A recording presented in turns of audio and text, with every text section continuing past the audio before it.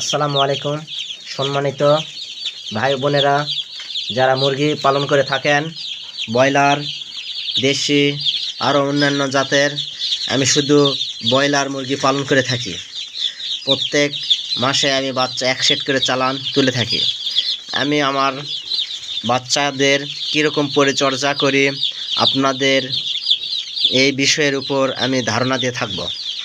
আপনারা কেটে কেটে না দেখে সম্পূর্ণ ভিডিওটি দেখে থাকুন। আজকে বৃহস্পতিবার। আজকে এই বাচ্চা আমি নিয়েছি।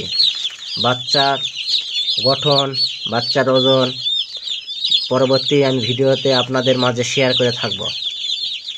বাচ্চা কীরকম আপনারা একটু আমাকে কমেন্টে জানাবেন। আমি কাজী কোম্পানির বাচ্চা, এ গ্রেড বাচ্চা ব্যবহার করে থাকি। আমার বাচ্চাগুলো দেখুন কী অবস্থায় ঘোরাফেরা করছে।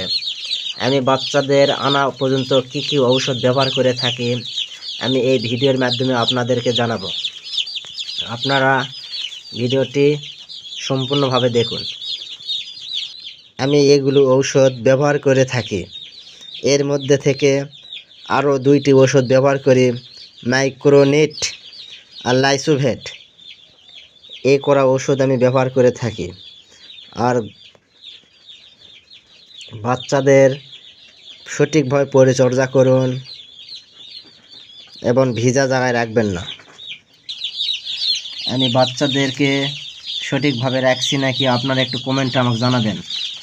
বাচ্চাদের গঠনের ধারণ ভালোই আছে।